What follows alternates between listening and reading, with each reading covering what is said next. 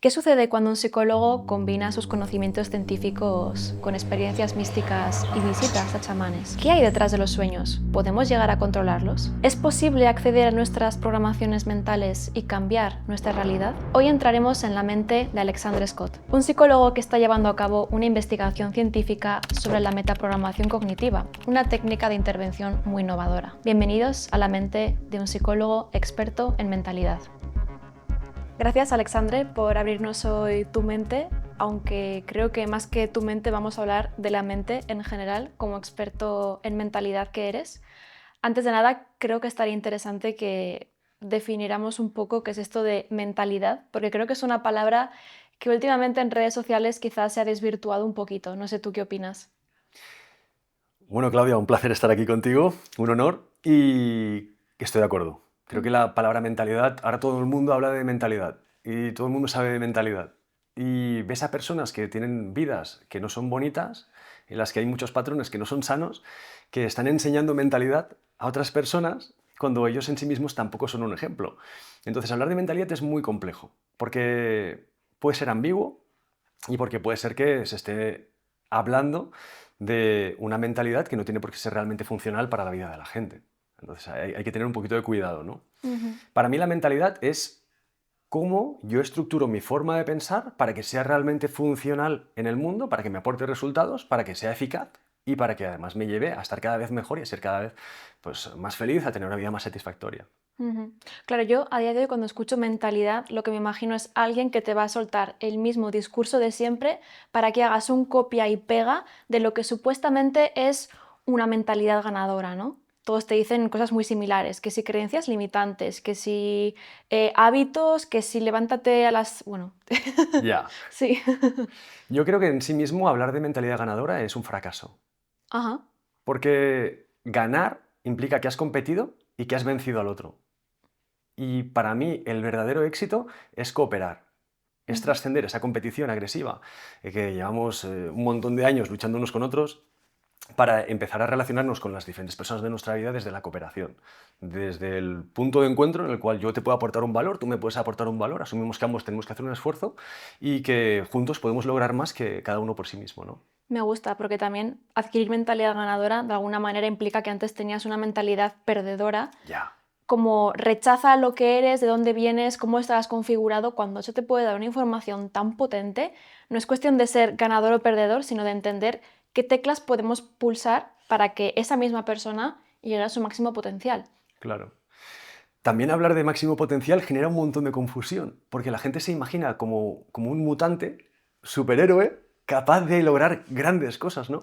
Y el máximo potencial, tristemente, muchas veces es el potencial que tenemos ahora. Cada uno llega, yo lo llamo complejidad. Y complejidad es un concepto que ¿Complejo? complejo porque la gente lo asocia con dificultad. Pero la complejidad no es más dificultad, sino es más conexiones entre las diferentes partes de uno mismo o de un sistema. Entonces, cuando una persona aumenta su complejidad, lo que hace es ver el mundo con más precisión. Y esa precisión le permite ser más específico, poder entender mejor qué es lo que sucede. Y la complejidad es algo muy curioso porque una persona con baja complejidad tiene una mentalidad que es menos funcional en el mundo. Ujú. Y cuando aumenta la complejidad, lo que crea es una serie de conexiones que piensa más hasta que todo eso se sintetiza. Y cuando se sintetiza, es como yo a veces veo a personas que han conseguido grandes resultados en su vida, que lo ven todo de una forma muy sencilla, te lo explican de una forma muy sencilla. Y es porque su visión está hipersintetizada y es porque ha logrado grandes niveles de complejidad. Entonces, yo lo que diría a la gente es que en lugar de perseguir un nivel altísimo de potencial y tal, que simplemente acepten cuál es su nivel ahora, cuál es la realidad que son capaces de construir ahora. Y poco a poco vayan dando un pasito y otro pasito y aumentando su capacidad de ver, entender y mejorar la situación en la que están. Ujú. Lo que mencionas de esta mentalidad simple se ve mucho, ¿no? Quizás hoy en día creo que las redes sociales lo potencian, ¿no? Como pensamientos muy reduccionistas, muy simplistas, muy polarizados de, si dices esto, es que eres esto, ¿no? Como enseguida ya saltar en vez de pararnos, a observar, a reflexionar. Entonces, ya descartando un poco lo que no es un psicólogo experto en mentalidad, ¿tú qué dirías que es ser un experto en mentalidad? Pues yo diría que soy especialista más que experto, ¿Vale? ¿vale? Y es porque me he especializado, pero no sé el grado de experto que soy.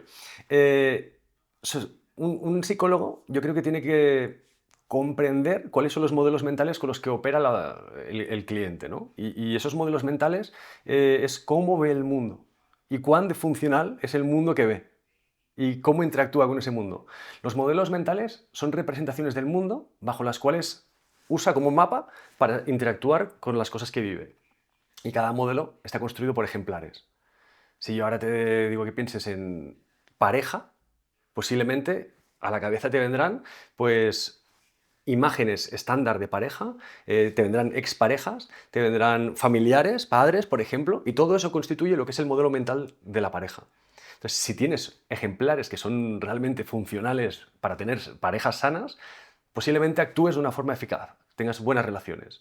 Ahora, si a la gente cuando le dices, piensa en tu modelo mental del dinero, del éxito, y les viene una persona que sufre muchísimo, su patrón de conducta se asociará a esos ejemplares, ¿no? Y su modelo será relativamente disfuncional. Ujú. Veo que es un poco como una vertiente más cognitiva de la psicología, ¿no? Y trabajando con representaciones mentales, ¿no? De la Sí, vida, de uno mismo, de las relaciones. sí, los modelos mentales me parecen alucinantes porque es como, ¿cómo es mi modelo del dinero? ¿Cómo es mi modelo de la pareja? ¿Cómo es mi modelo de la salud? ¿Cómo es mi modelo del ejercicio?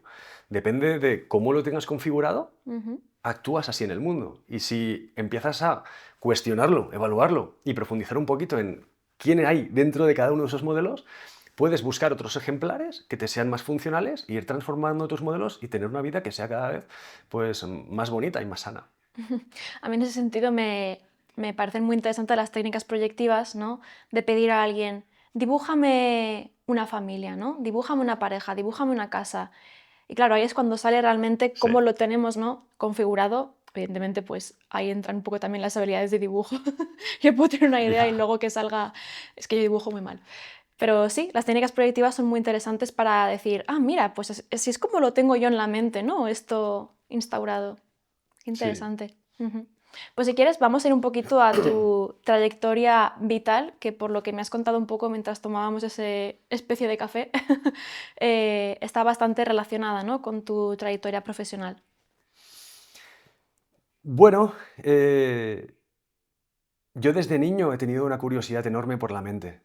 Me interesaban las religiones, me interesaba eh, cómo funcionaba la mente, por qué hacemos las cosas que hacemos, cómo pensamos.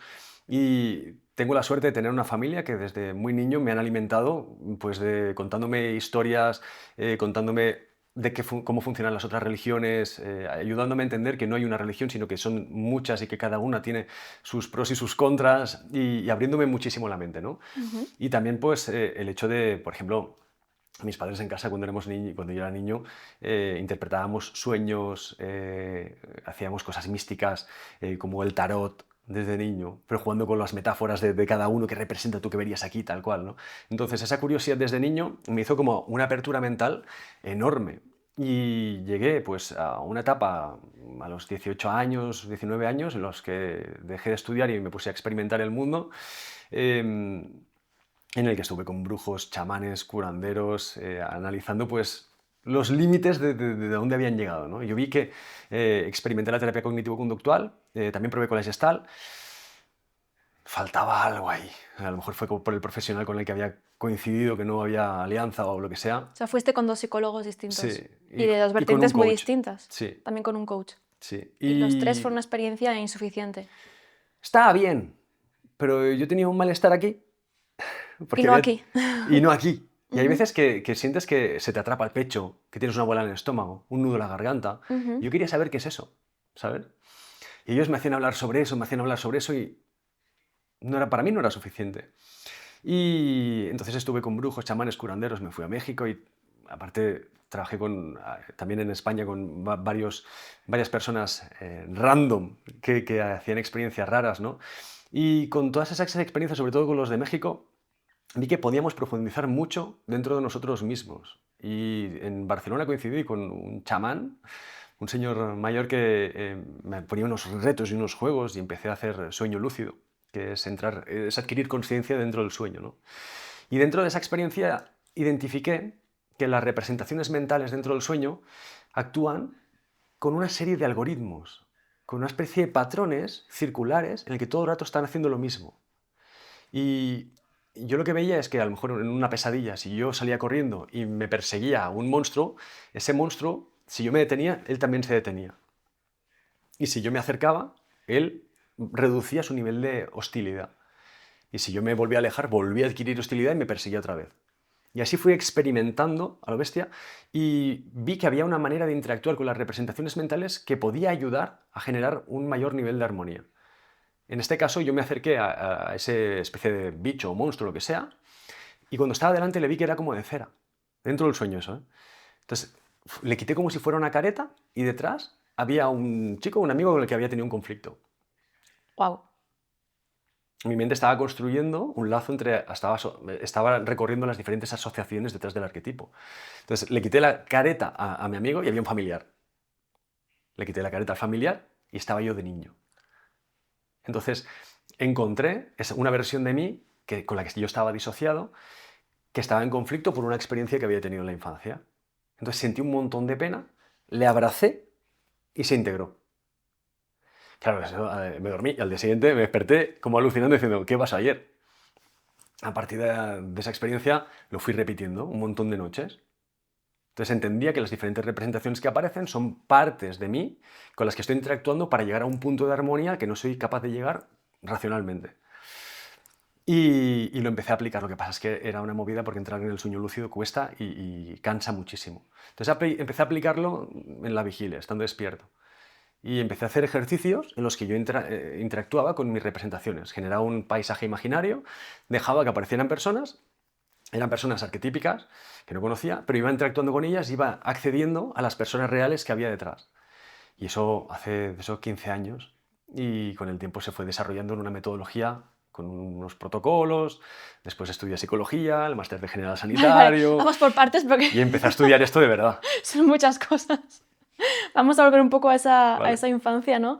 Me ha hecho gracia porque mi madre fue tal cual. ¿Sí? Sí, mi madre me hablaba de un montón de religiones, de experiencias distintas, ella es muy espiritual, me hacía meditar, que si el péndulo, que si, bueno, Yo el péndulo también. astrólogo, todo lo que es místico, todo lo he tenido en casa de pequeña, pero fíjate, curiosamente, a mí eso me hizo como decir, no, quiero saber de lo científico, no tanto de esto. Entonces yo no me he ido con chamanes ni nada de eso, pero...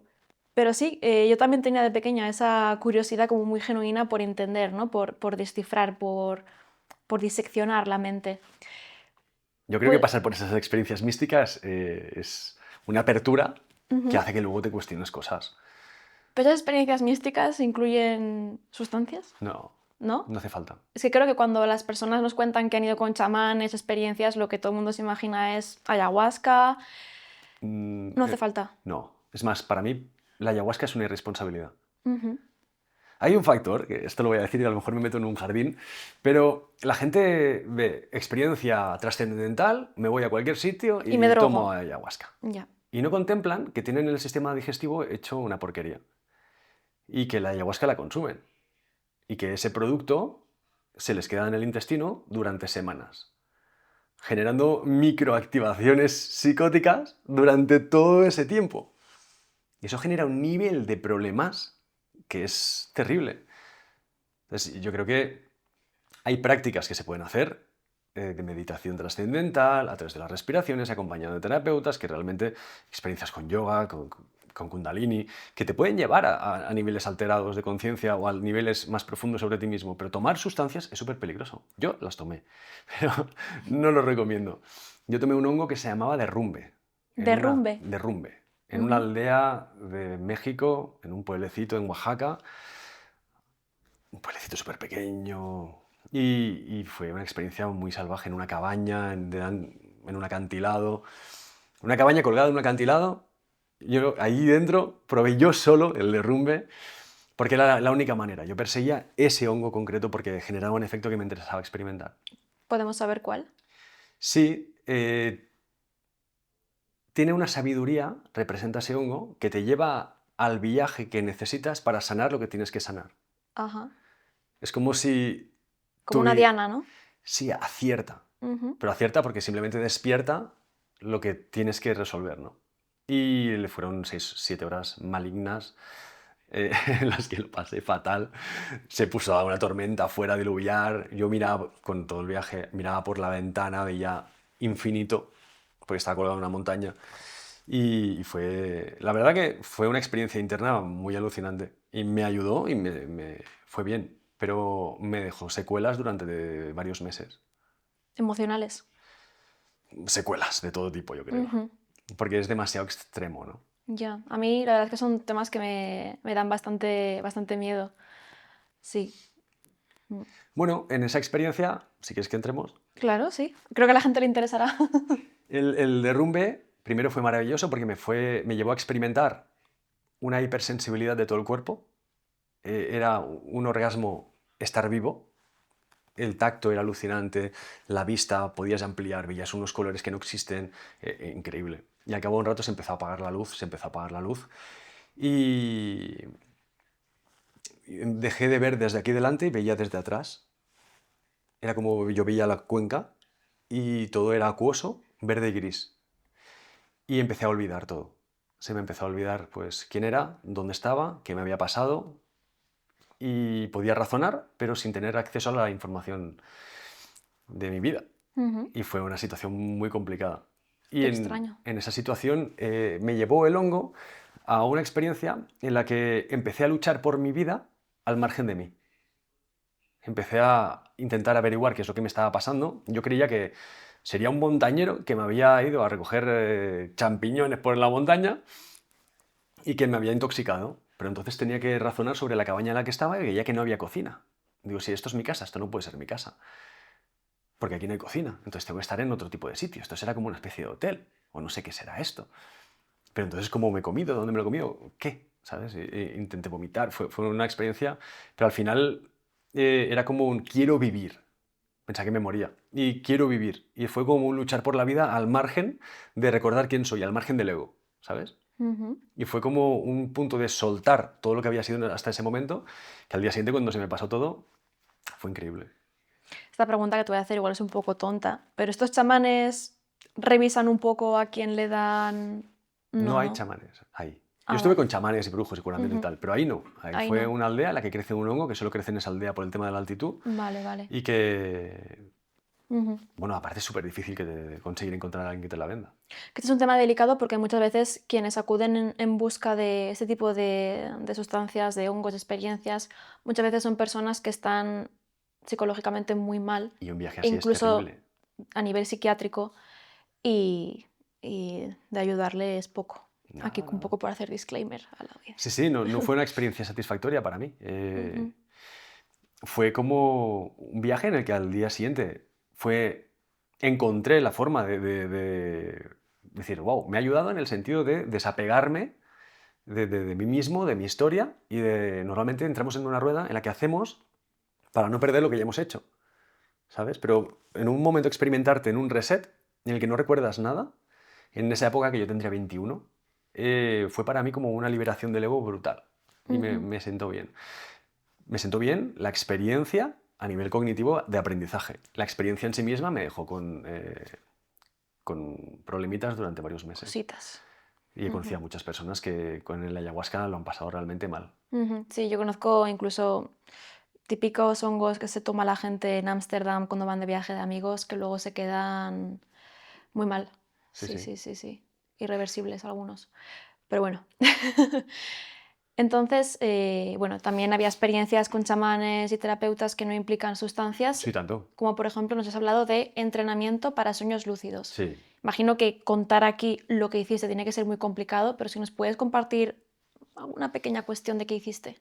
Bueno, el entrenamiento es un proceso muy largo. Me dijeron que rondaba 2 años. De cada noche tenías que hacer unos rituales y tenías que ir educándote a través del ritual para poder irte despertando dentro del sueño y tomar conciencia. Y cuando lo consigues es mantener la conciencia dentro del sueño para no perderla. Yo había estudiado programación neurolingüística y dentro de la programación neurolingüística había autohipnosis. Entonces yo me hice autohipnosis a mí mismo para poder acceder de una forma más fácil y en pocas semanas ya accedí.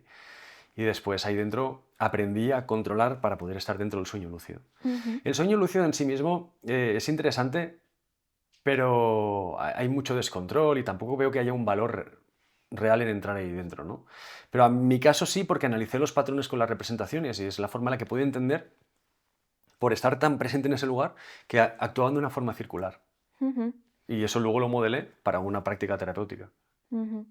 Yo de pequeña tenía muchas pesadillas, muchas, muchas, todos los días lo pasaba fatal cuando dormía. Y es súper extraño porque yo sola, cuando era pequeña, esto que has contado del monstruo y demás, yo dije, oye, al final están en mi cabeza, entonces tengo que poder hacer algo con ellos, ¿no? Y me acuerdo de tener 8 o 9 años y decir, ¿y si en vez de tener miedo y asustarme del monstruo cuando estoy soñando, me acerco al monstruo y le digo, te quiero, te perdono y cosas así? O sea, no sé muy bien cómo explicar esto, ni cómo lo hice, ni nada de eso, pero yo vi a un monstruo que además era una araña enorme, que me da mucho miedo las arañas, y yo le decía, te quiero, te perdono, y como que se esfumó, súper extraño. Y desde entonces yo decía, venga, cuando tengas pesadillas, despiértate o cambia el sueño, y podía incluso como, ¿sabes cuando estás soñando y te despiertas? Podía incluso decir, quiero volver al mismo sueño, y volvía. Movidas muy raras que nunca he sabido explicar, la verdad. A ver, es la forma de resolver los conflictos. Las pesadillas son metáforas Ujú, que nos exponen de una forma disociada a un acontecimiento que en el día a día nos está haciendo correcto. daño y del que estamos evitando. Ujú, Entonces es la forma de acercarnos. Y cuando tú dices estas frases, lo que haces es interactuar sobre el conflicto real y resolverlo hasta cierto punto. Dejas de resistirte.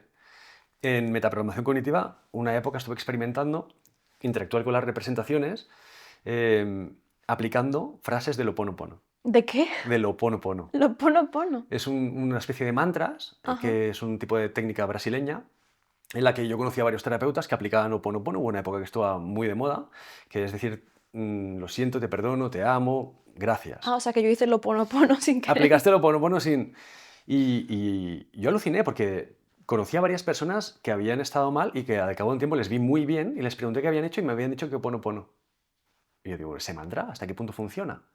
Entonces empecé a analizarlo y lo empecé a aplicar dentro de los protocolos interactuando con las representaciones conflictivas y mejoraban, ¿vale? Y es justamente porque rompían la distancia, rompían la fuerza y si tú frente a una activación cognitiva, conflictiva, repites unas frases de te amo, lo siento, perdóname, gracias, estás haciendo una activación de unas frases que son muy poderosas porque no hay lucha. Ujú. Y dos activaciones que se hacen en simultáneo se conectan. Vale. Entonces eso influye en aumentar la complejidad, dejando de luchar gracias a las frases. Y eso es lo que tú hacías de forma intuitiva desde niña. Sí, y conforme te escucho, intento como trasladarlo pues a cómo yo suelo trabajar en consultas y demás, y lo que me viene un poco es, no sé si estará relacionado, creo que sí, cuando, por ejemplo, un paciente rechaza mucho una emoción o un pensamiento en sí mismo y lo que genera es como resistencia y esa Claro, resistencia precisamente es lo que hace que luego no tenga control, no control, no me gusta decir esa palabra, pero que esa resistencia de alguna manera reine sobre sí mismo, sobre la salud mental, decisiones, etcétera. Entonces, de alguna manera es como vencer esa resistencia a la emoción para dejar de estar en conflicto, ¿no? Entonces entiendo que es un poco absolutamente. parecido. El miedo al miedo Ujú, bloquea cualquier tipo de posibilidad de interacción, ujú, porque genera una distancia tan grande que te impide acceder a aquello que te da miedo. ujú, Y entenderlo de este modo, a mí me gusta mucho el taoísmo, creo que es una de las grandes sabidurías humanas y sobre todo porque no te meten la chapa con un gran dogma ni nada, simplemente son un librito de 81 poemas, el Tao Te Ching, y que ahí en esos 81 poemas está resumido toda la filosofía. Y básicamente es anular la lucha, eliminar cualquier forma de resistencia con el mundo. ujú. Y cuando anulas esa resistencia es acepto lo que está pasando. No impongo mi verdad, no impongo lo que quiero. Acepto lo que está pasando, a partir de lo que está pasando elijo cómo quiero responder. Ujú, Y esa mirada es alucinante. El taoísmo te simplifica la vida y es justamente por lo que tú dices, porque elimina las resistencias. ujú. Te hace tomar mucha conciencia de la lucha que aplicamos. Y nos pasamos todo el día luchando unos con otros por la verdad, por el tú has hecho esto, o tú tienes que hacer lo otro, o yo tengo razón, tú no tienes razón. ¿Quién gana? ¿Quién pierde? ¿Quién gana, Ujú, quién pierde? Pierden ujú, todos, todo el rato. ujú. Lo que me cuentas del taoísmo me recuerda mucho a la terapia de aceptación y compromiso, Mm, la verdad. claro, Sí. es eso, reducir las resistencias desde la aceptación. Ujú, Y cuando comprometes dejas de dudar. Entonces me parece maravillosa. Entonces, estos aprendizajes que tú hiciste a través de tus sueños lúcidos, a través de ver cómo algunas personas mejoraban con el ponopono, Oponopono. o ponopono, Aparte se escribe de una forma súper complicada, con un montón de H's intercaladas y varias P's. ajá. Sí, pero bueno. No, me he reído yo sola en mi cabeza porque era como hacer oponopono con el oponopono Sí, porque sí, se la escribe, frase. sí, da igual. Entonces, ¿tú empezaste esto a aplicarlo con personas? ¿O cómo fue Sí. un poco el proceso? Bueno, me lo apliqué a mí, Ujú, con varios miedos y con varias cosas, y me fue bien. Después con amigos. Y ¿experimentaste con amigos? sí, sí, sí, Ujú, siempre. Pero aparte hacían cola. ujú. Ahí todavía no eras psicólogo. No, no, no. Ujú. Y después con gente de confianza, es con la que yo trabajaba con personas que están bien y que querían estar mejor. Entonces yo nunca he trabajado con gente... Para no meterte en problemas. Es Ujú. que yo trabajaba como consultor estratégico. Había estado trabajando en comercial, ayudaba a personas que estaban bloqueadas a nivel de ventas pues con conflictos con compañeros y con cosas de esas, ¿no? Y poco a poco eso fue escalando a medida que yo fui desarrollándome y he estado 14 años trabajando con personas en procesos de cambio, en crisis, con empresas, con problemas con socios, divorcios complicados. Entonces mi parte siempre ha sido mentalidad y estrategia. Lo que Ujú, pasa es que, por otro lado, siempre he investigado la parte terapéutica y la parte de gestión emocional a través de esta técnica que ha sido una parte importante de mi vida, ¿no? Y es, pero a la que le quedan 10 o 20 años para que haya una evidencia y haya, porque es complejo. Así que bueno, de lo que se trata es de que yo cada vez iba implementando pequeñas técnicas que ayudaban a que esas personas pues se sintiesen mejor emocionalmente, dejasen de luchar con lo que sentían para ser más funcionales en lo que hacían. ujú. ¿Quieres contarnos algún ejemplo de quizás algún miedo concreto o alguna dificultad concreta que quieras compartir con nosotros? Sobre todo en el tema de pareja. A Ujú, nivel de pareja, las personas que no encuentran pareja cada vez se presionan más para encontrar pareja. ujú, Y cuantas más ganas tienen de encontrar pareja, más presión hacen, más necesidad tienen y más presión hacen y más generan que la otra persona se aleje. ujú. Esto ahora me recuerda a la psicología sistémica con sus Claro, paradojas. claro. Ujú, Y cuando más presión haces, más rechazo generas, porque más ujú, necesidad muestras y nadie quiere a alguien que muestra necesidad. ujú, Y cuando a esa persona, en lugar de darle más estrategias de seducción, de las típicas de libro y tal, cierra los ojos, mira lo que sientes, observa cómo es el malestar, localízalo, ponle un punto de referencia, le ponemos un color, le ponemos una forma, empezamos a interactuar con ello. Y si hay conflictos del pasado asociados, simplemente aparecen y la persona interactúa con ellos, eso se libera, la persona se vuelve a sentir bien y desde ahí ya puede operar con el tema de las relaciones de una forma sana y mucho más lúcida. ujú. Y casos de gente que estaba muy presionada, pues se quitan la presión y ya vuelven a recuperar el control sobre su cabeza. Porque cuando hay mucha presión emocional, se apaga la luz. Nos mueve el malestar y nos convertimos en niños que estamos todo el rato llorando, reclamando y somos muy poquito funcionales. ¿Y cuándo decidiste estudiar psicología y por qué?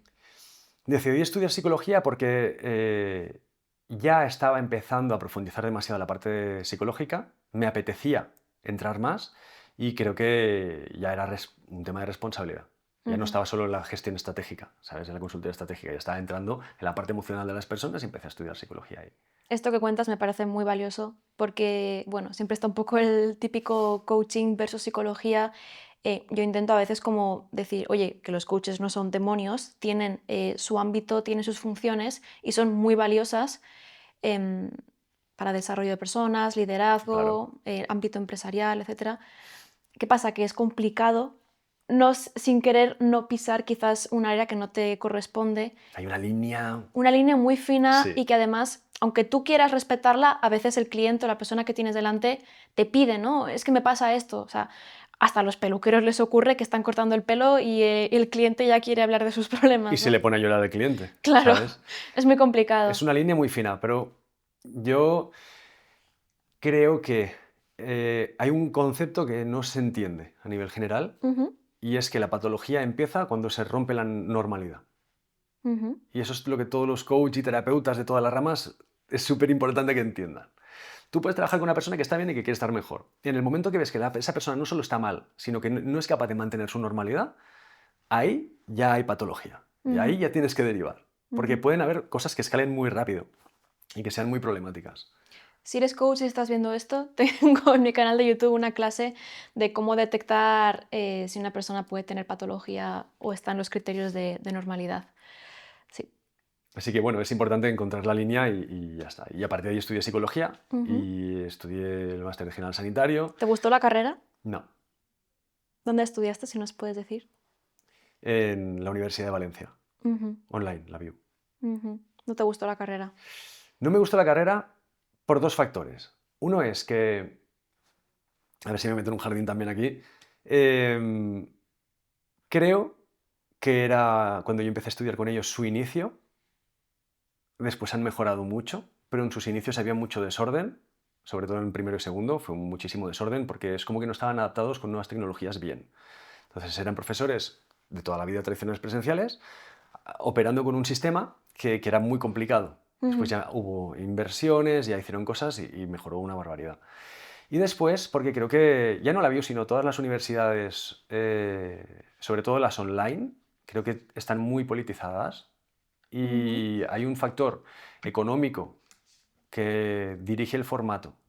Entonces puede haber muchos profesores que sean vocacionales y que sean buenos profesores que no tienen la libertad como para poder actuar como ellos realmente lo harían. ujú. Porque hay un sistema que estandariza las horas, las clases, que les pone una cantidad de carga de trabajo enorme y cuando una persona tiene que estar en dos universidades dando clases, además pasando consulta y haciendo sus propias investigaciones, está saturado. Entonces la creatividad baja. Ujú, Y el profesor puede estar dando el 200%, pero el alumno recibe el 50%. Entonces sí que creo que faltó un poco ese punto en el que a lo mejor se trabaje con menos alumnos, pero de una forma más personalizada, ujú. ¿sabes? O sea, más que politizado, entiendo que burocratizado, ¿no? En el sentido Burocratizado. de tenemos que enseñar esto porque lo dice un papel, aunque Sí, a lo mejor no sea ni interesante ni os vaya a ser realmente útil, pero tenemos que enseñaros esto y todo esto que es súper interesante, ya tú búscatelo por tu cuenta. Eso es un poco lo que yo percibí en la carrera también. sí. Ujú, Es un punto en el que ves que los profesores meten de su parte y ahí hay ujú, un valor enorme, ¿sabes? Pero claro, también hay que dar lo que hay que dar, hay que dar lo que el profesor quiere dar y después el alumno tiene que asumir que posiblemente si no es un adolescente que termina de estudiar y entra a la carrera, eres un adulto que tienes tu trabajo, que tienes tu familia, que tienes tus responsabilidades y que además tienes que hacer una carrera, un grado que no es fácil, que hay que estudiar un montón y que hay un montón de trabajos, que hay un montón de exámenes, que hay unas prácticas, que hay un TFG, hay un TFM. ujú, Entonces es mucha carga, ¿no? Y eso también a veces dificulta el poder disfrutarlo. ujú. Algo que también me parece valioso es que tú no dijiste, uy, salgo del colegio, me meto en una carrera porque tengo que estudiar ya algo, sino que te pusiste a indagar, te Sí, pusiste a explorar y cuando ya tenías seguro qué es lo que querías hacer, lo que querías aprender, dijiste, voy a estudiar esta carrera, ¿no? sí, Un poco el orden invertido, ¿no? Mucha gente se mete a estudiar una carrera, sale y dice, ¿y qué quiero ser? ¿Qué quiero hacer? claro, Mierda, ya he estudiado esto, debería dedicarme a esto, pero no me gusta. ya. Te autocondenas, te Es, autodeterminas. el tema de la elección profesional es muy complicado, y sobre todo porque hay Ujú. un modelo mental en el que las personas dan por sentado que tienen que tomar una decisión que durará toda la vida. Ya. Y no piensan que la mayoría de las grandes empresas, que son las buenas empresas, tienen una media de 10 años de vida. Y claro, si te va a contratar una empresa que va a durar 10 años, tienes que asumir que a lo largo de toda tu vida laboral, con mucha suerte, vas a estar en tres empresas. Eso tienes que tenerlo en cuenta porque te tendrás que ir actualizando para poder ser competitivo dentro de 10 años y dentro de 20. Y además no contemplas que hay una IA que va a cambiar el mercado, no contemplas que hay una pandemia que va a hacer que tengas que trabajar desde casa y que tendrás que estar actualizándote con un montón de cosas. Y aparte, yo creo que con 18, 17 años, ¿cómo puedes elegir qué hacer con tu vida de esta manera tan determinante? A mí me parece increíble que se nos pida a esa edad saber ya lo que quieres ser y lo que quieres hacer cuando no has conocido el mundo. ¿Cómo voy a saber qué quiero ser en el mundo, qué quiero hacer en el mundo, si aún no he conocido el mundo? Ya.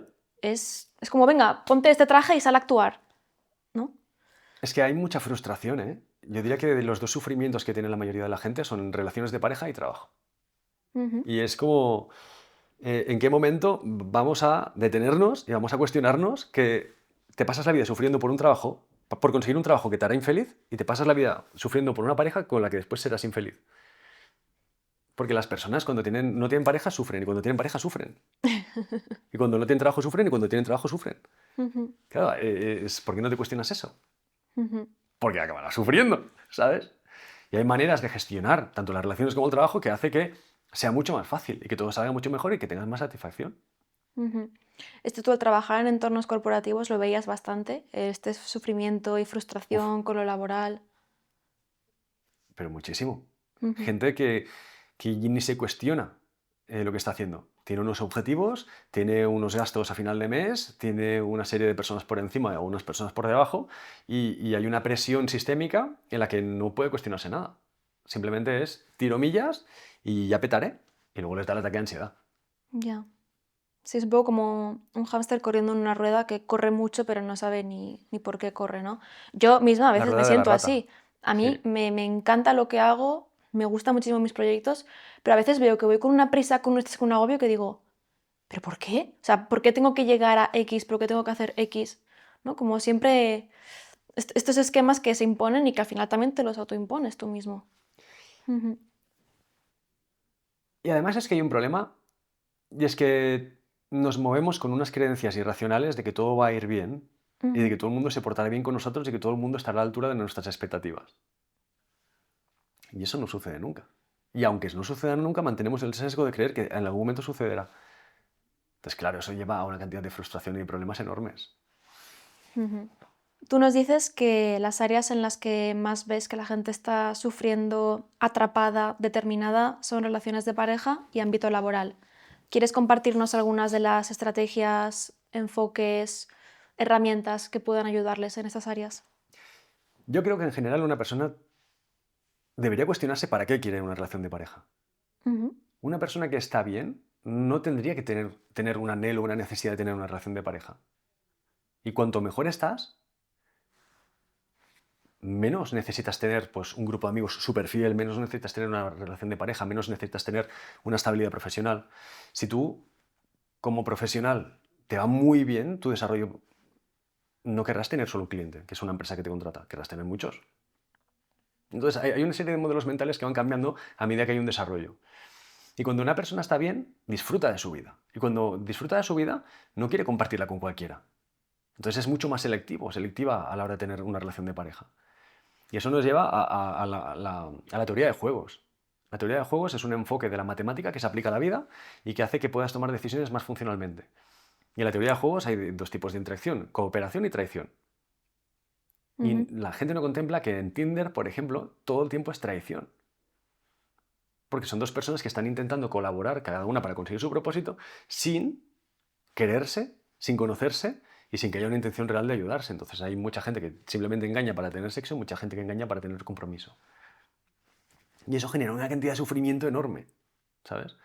Y relaciones de pareja que se tienen simplemente para poder jugar a las familias, o para poder jugar al nos vamos de vacaciones, o para poder jugar al vamos los domingos a comer con nuestros padres.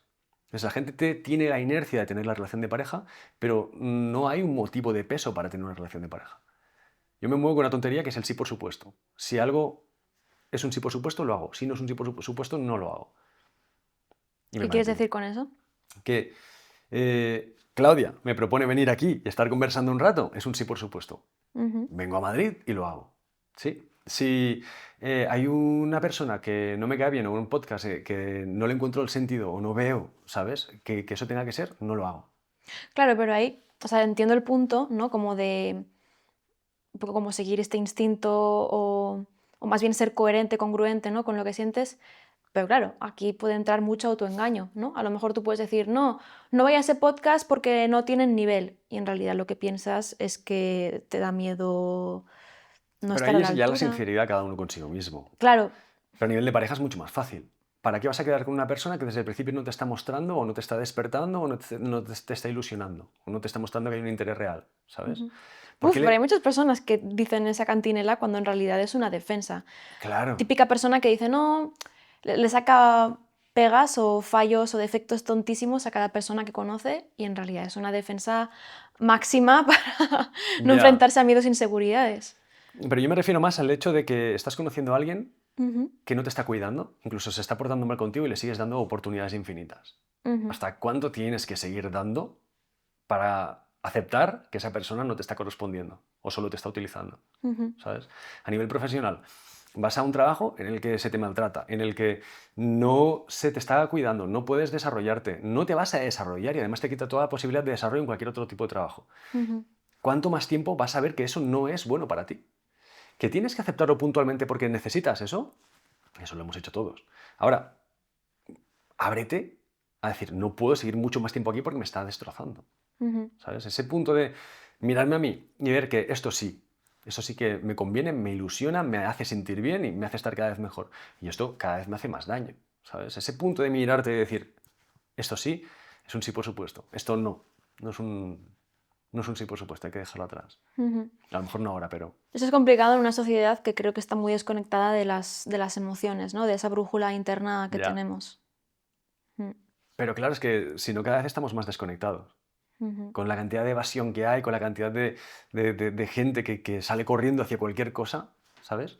Tener ese punto de un norte, una Ujú. brújula interior que te diga, vale, voy a mirar a mi entorno y voy a ver qué es lo que sí, qué es lo que no. Ujú. A nivel de mentalidad es un poco eso, ¿no? Es entender dónde estás, cuáles son los sistemas de tu vida, el sistema familia, el sistema de trabajo, el sistema proyecto, el sistema amigos. ¿Cómo está todo eso? ¿Qué tal está funcionando? ¿Qué tal somos como equipo? ¿Estamos alineados con un propósito o cada uno va a la suya imponiendo su propósito egoísta? Porque claro, si tú ves una familia que dices, es que estamos aquí para desarrollarnos, ser felices, cuidarnos, pero cada uno después está mareando con sus intereses egoístas, hay un nivel de discordia enorme. Entonces, si entiendes eso y ves qué es lo que está pasando, puedes influir en que las cosas vayan a mejor. Ahora, hay que ver esa visión sistémica, ¿no? En mi Ujú. opinión. Entonces, primero pensar para qué queremos las cosas y yo le añado desde dónde las hacemos, ¿no? Hacer como una revisión sistemática de vez en cuando de cómo están las cosas en cada área, qué es lo que queremos en cada área y comparar si eso luego se está correspondiendo con la realidad. Sí. Vale, tenemos ya esos 3 puntos, ¿no? Y después interactuar de forma precisa, Ujú. interviniendo en los sistemas para ir ayudando a que avancen hacia una cooperación en la que todos estemos mejor con el propósito del propio sistema. No solo yo, Ujú. ¿sabes? Y esa visión de equipo, es lo que hablábamos antes de mentalidad ganadora, no es una mentalidad ganadora. Es una mentalidad coherente en la que estás en un mundo en el que no estás solo y en el que hay una serie de personas que están invirtiendo años muy importantes de su vida estando contigo. Ujú. Y la gente entra en un punto egoísta de, esta es mi pareja, pero ahora tengo una crisis y me voy con una veinteañera, un veinteañero, y no ven un poco todo el sistema cómo funciona, ¿no? Y no ven que están huyendo, no ven que están sufriendo, no ven que están haciendo sufrir y que hay un comportamiento de evitación egoísta que está haciendo a sí mismo y a los demás mucho daño, ¿no? Ujú. Entonces, ya no es un punto de estoy mal y tengo que hacer terapia, sino es una reflexión personal de cómo quiero gestionar mi vida, ¿Qué persona quiero ser? quién quiero Ujú. ser en mi vida y qué tengo que hacer para ir en esa dirección, ¿no? Tú como psicólogo que ha estudiado mucho la religión y diferentes filosofías, te lanzo la pregunta. ¿Tú crees que el ser humano es por naturaleza egoísta? Creo que hay una fase en la que sí y una fase en la que no. Ujú. Es egoísta la fase de miedo y cuando estamos en un contexto, en un ambiente que desconocemos, sentimos miedo. Cuando sentimos miedo se activan una serie de parámetros dentro que hacen que seamos más egoístas. Y la gente cuando actúa desde el miedo es más egoísta. Y cuando la gente actúa desde el amor, por ejemplo, es menos egoísta. Ujú. Cuando alguien piensa en ayudar, no está siendo egoísta, pero se está moviendo desde el amor. Una persona que está en el miedo no ayuda, en general. Bueno, voy a ver por qué estoy teniendo miedo en este entorno, me voy a desarrollar hasta salir de la zona de miedo, entonces voy a cooperar y cuando coopere y ayude a los demás, todavía me irá mejor porque trabajaremos en equipo. ¿Sabes?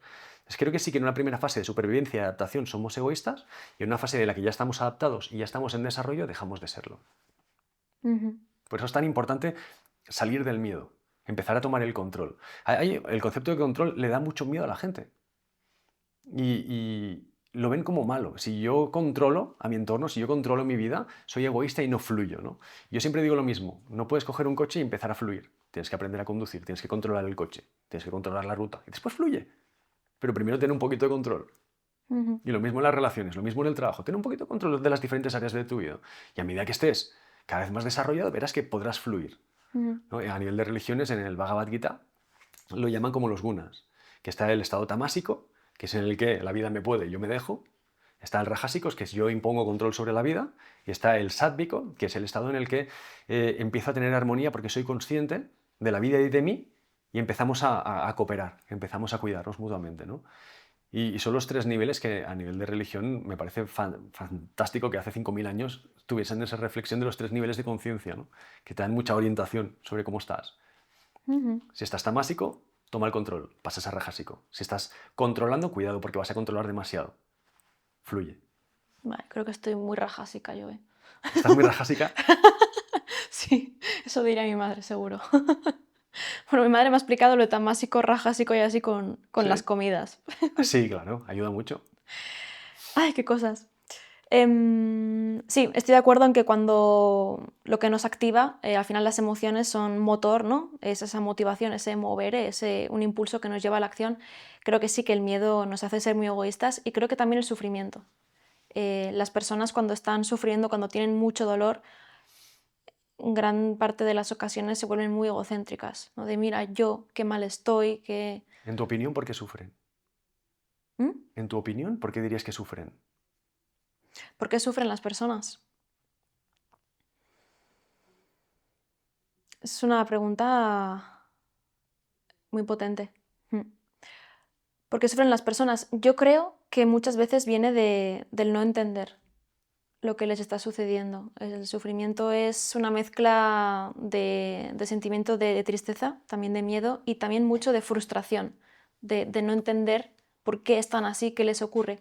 Porque cuando tú estás mal, te ha ocurrido algo malo o estás en un momento complicado, si tú tienes comprensión sobre lo que está sucediendo y tienes más o menos un camino dibujado en tu mente, dices, ok, estoy mal, pero transito el malestar. Pero cuando no entiendes por qué estás mal, no ves salida, no ves camino, ahí es cuando todas esas emociones negativas hacen como una bola que pesa, que duele y que te hunde. ¿Vale?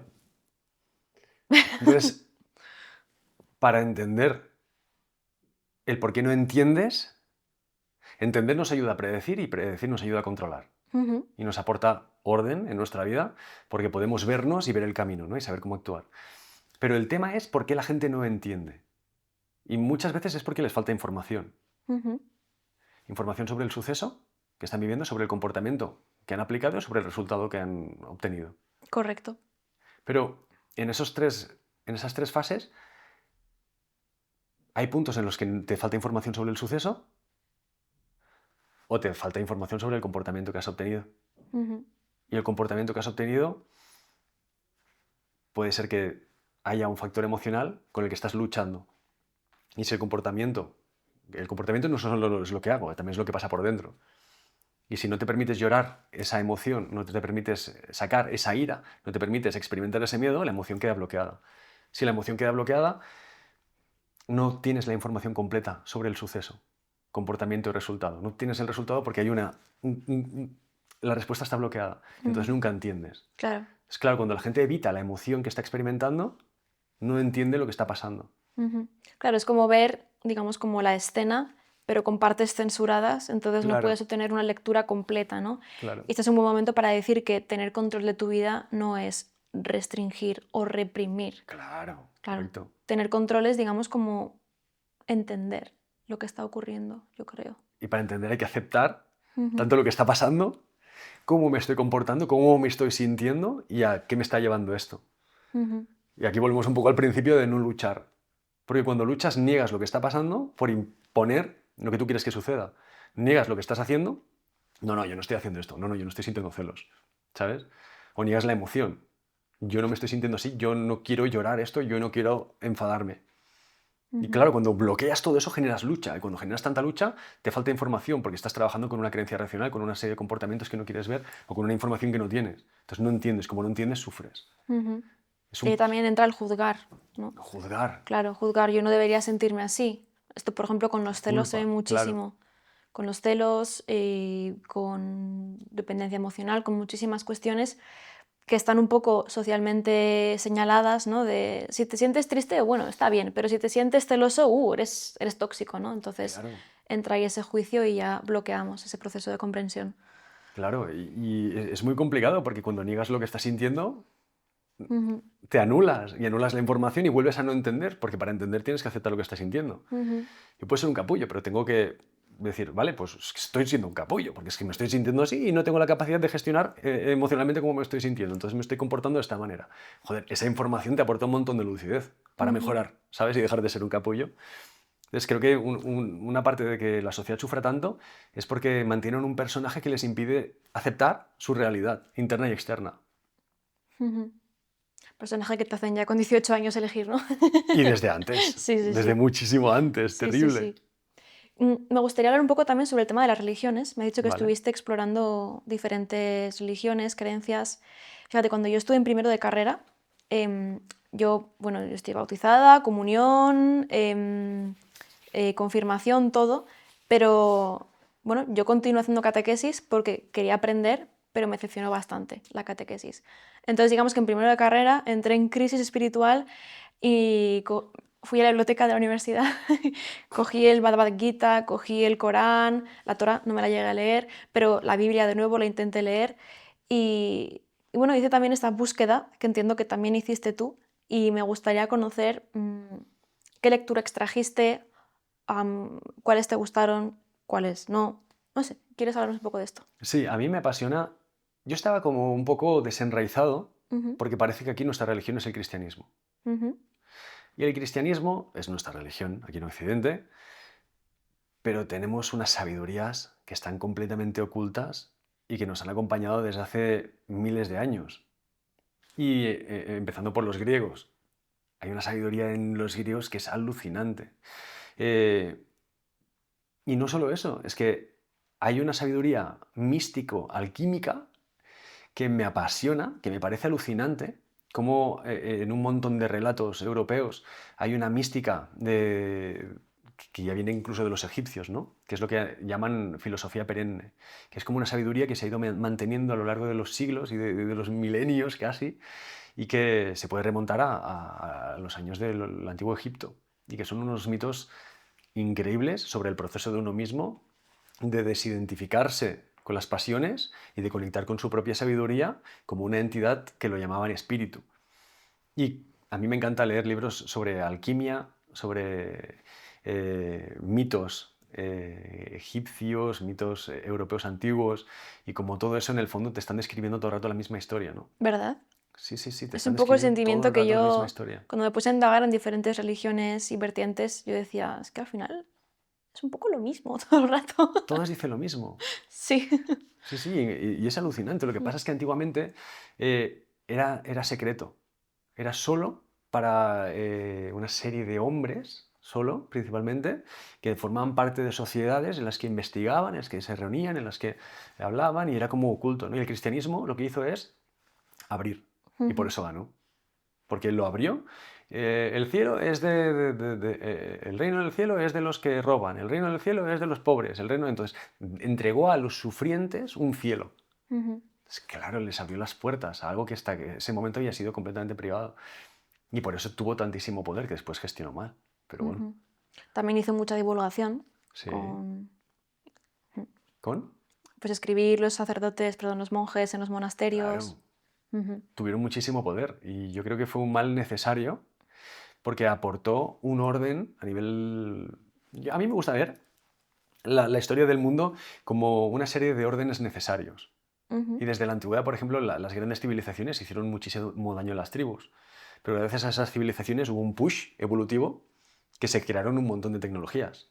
Ahora estamos viviendo un cambio de paradigma.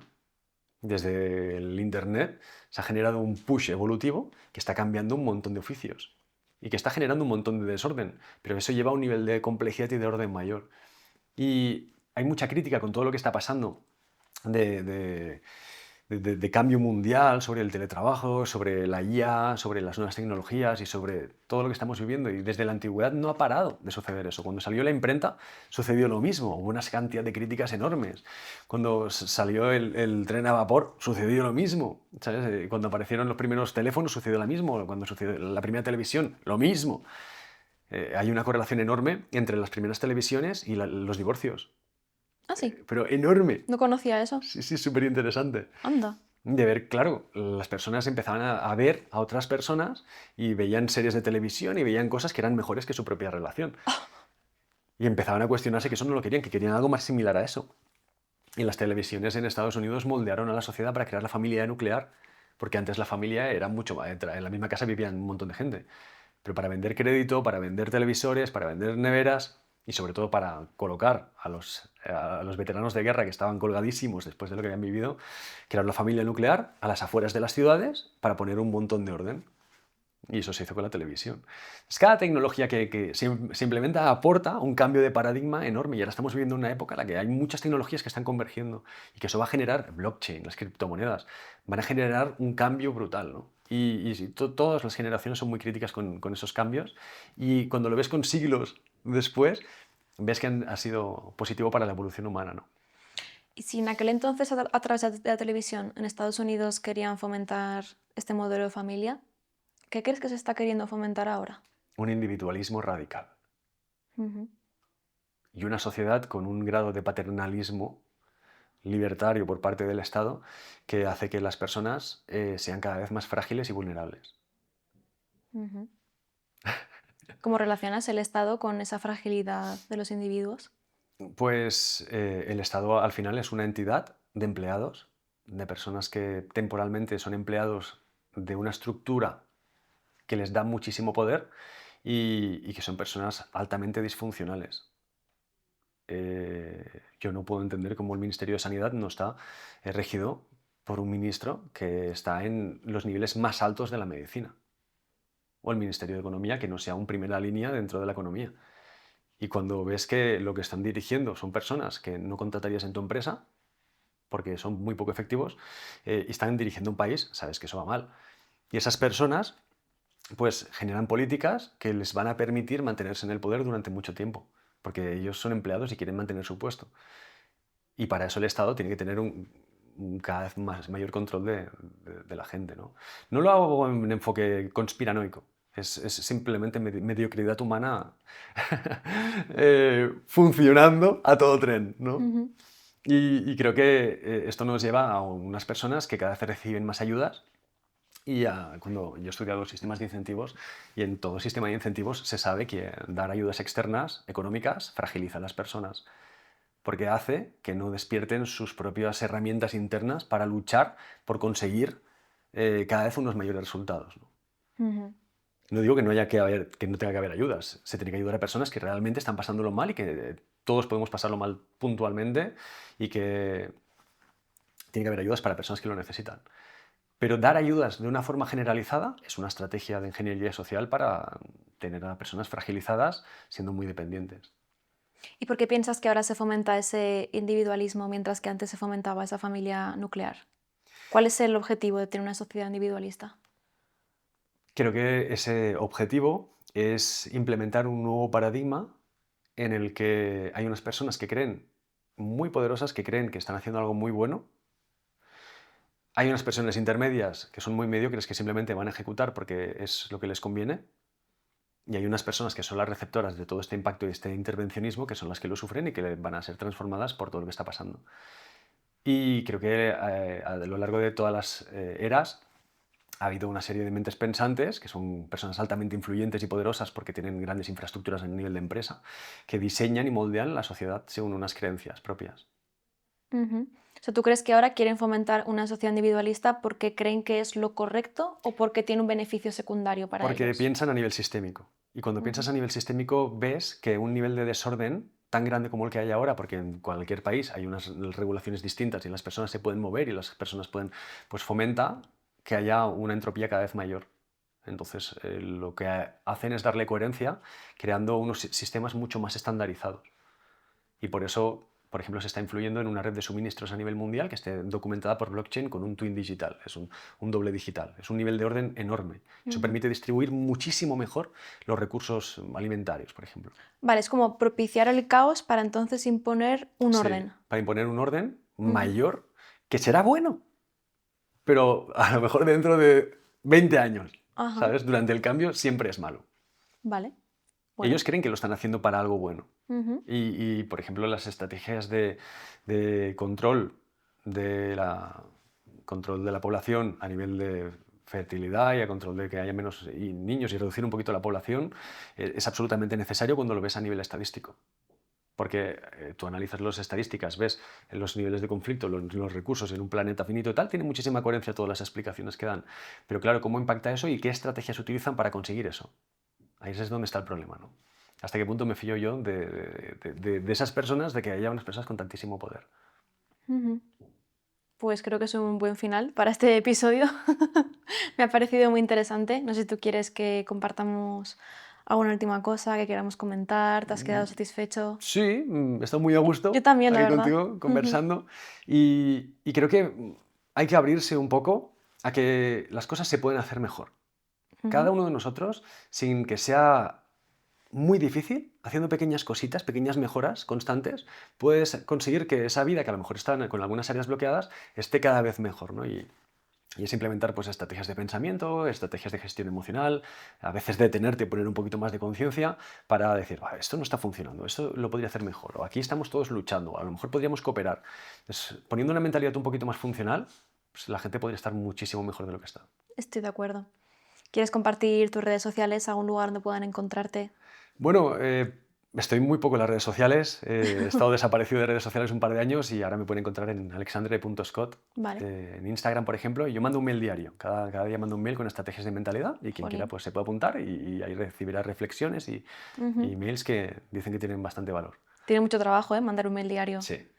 Sí. Pero lo disfruto, ¿eh? Me Vale. gusta escribir y es algo que Importante. me gusta. Un sí, por supuesto, ¿no? Es un sí, por supuesto. Muchas gracias, Alexandra. A ti, un placer. Esto es En la mente de, el podcast de psicología en el que en cada episodio nos sumergimos en lo más oculto y profundo de la mente de diferentes perfiles. Un podcast para aquellos que buscan comprender, analizar e investigar sin juzgar tanto lo más oscuro como lo más luminoso de las personas. ¿Tienes una historia para contarnos? Si quieres abrirnos tu mente, escribe a enlamentedepodcast@gmail.com y háblanos de tu caso. ¿Quieres adquirir las herramientas y conocimientos más interesantes y útiles de la psicología? Visita mindhandacademy.com y entra a la formación online de psicología por la que ya han pasado más de 4.000 alumnos. Si eres psicólogo o estudiante de psicología, no te pierdas la formación online más práctica donde aprenderás a dar terapia. En Mindhand Pro analizamos sesiones de terapia de casos reales de pacientes que atendemos y que han dado su consentimiento. Esta es la mejor manera de adquirir experiencia como psicoterapeuta. Si estás pensando en hacer terapia, puedes pedir información sobre nuestros profesionales en claudianicolasaconsultas@gmail.com. Y si tienes cualquier duda y deseas recibir información sobre lo que ofrecemos, puedes escribirnos por WhatsApp al +34 679 65 8930.